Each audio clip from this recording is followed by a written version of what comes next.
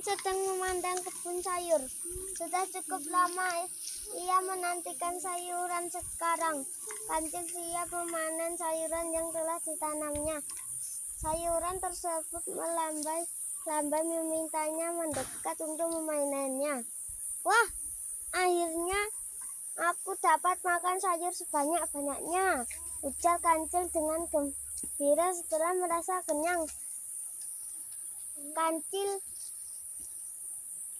Kancil lalu beranjak pergi menuju sungai yang untuk meminum berlalu. Setelah merasa kenyang, Kancil lalu beranjak pergi menuju sungai untuk meminum. Di tengah perjalanan menuju sungai, Kancil melihat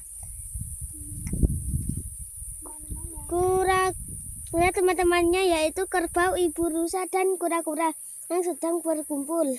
Kancil bergumam, "Ada apa ini?"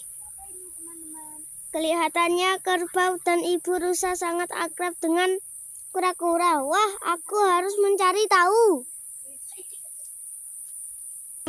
Sepanjang jalan menuju sungai, pikirannya menari-nari tentang teman-temannya yang ditemui tadi. Sampai di sungai, Kancil pun meminum.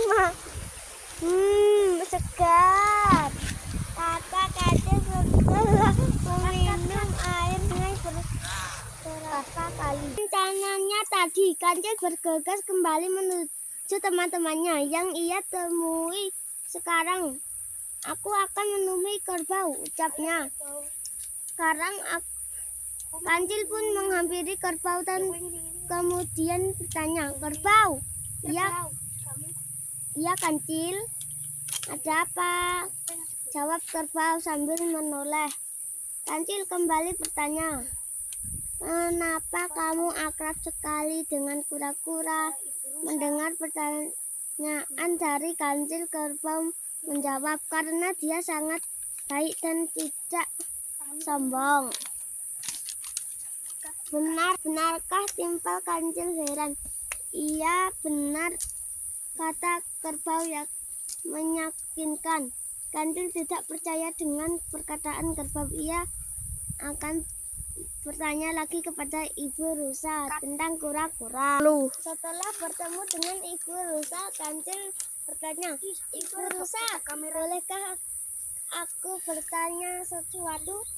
"Ya, silakan," jawab ibu rusa pada Kancil. "Aku lihat tadi engkau sangat akrab dengan kura-kura," tanya Kancil. "Ya, memang, sebab kura-kura sangat baik." "Dan ada apa, Kancil?" kata ibu rusa. "Hehehe, tidak apa-apa, Ibu rusa," jelaskan Kancil. Ia kemudian meninggalkan ibu rusa bergumam penuh rasa iri. Semua berpihak kepada kura-kura. Tidak ada yang mengatakan aku baik seperti yang dibilang kerbau dan ibu rusa pada kura-kura. Teman kura-kura juga lebih banyak daripada aku, kata Kancil. Kancil pun berencana jahat pada kura-kura agar dijauhi oleh teman-teman binatang lain.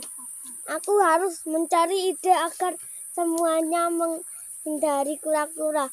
Aku akan mengatakan sesuatu buruk pada kerbau dan ibu rusa tentang kura-kura," ucap Kancil.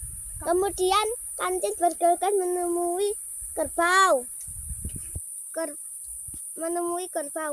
"Kerbau, gawat, kamu harus berhati-hati dengan kura-kura," kata Kancil. "Kenapa, Kancil?" jawab kerbau sembari bertanya. "Tadi aku lihat kura-kura membawa minum untuk merpati. Namun setelah merpati meminumnya, ia langsung kejang-kejang dan kura-kura meninggalkannya." Cerita Kancil. Kerbau yang mendengar cerita itu wajah langsung seputih kapas. Ia langsung ketakutan.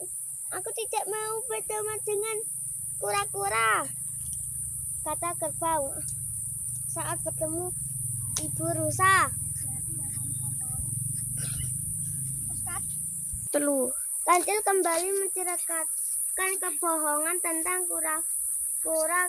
Ibu rusa, ibu rusa, ibu rusa, teriak Kancil dengan suara yang melenggar memanggil ibu rusa. Ada apa, Kancil? Tenanglah, jawab ibu rusa. Tapi baik jaga anak-anakmu dengan baik, ibu rusa.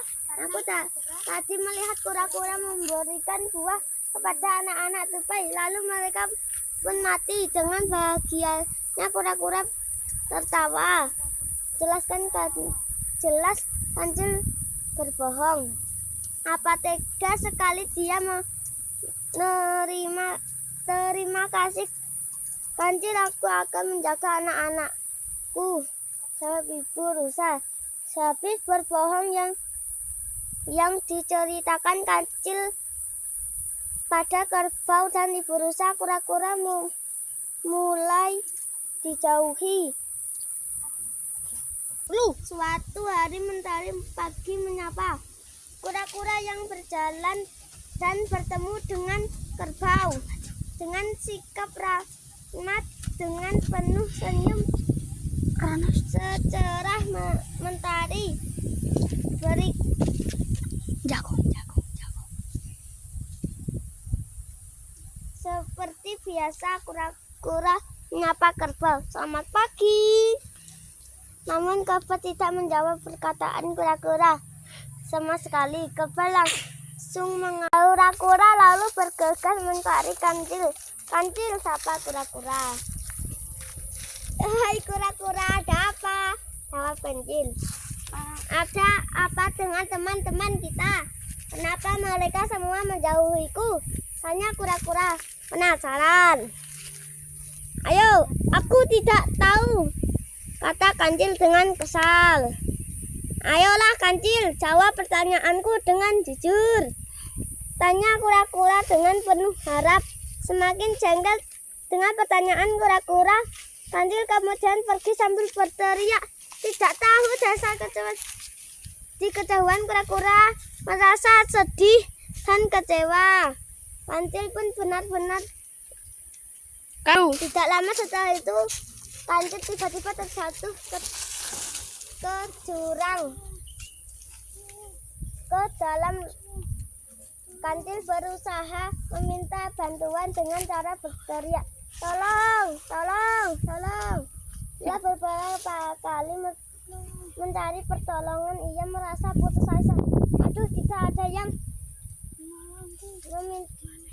mendengar. Aku takut. Tolong." Kancil terus berteriak dalam jurang, tetapi tidak ada satu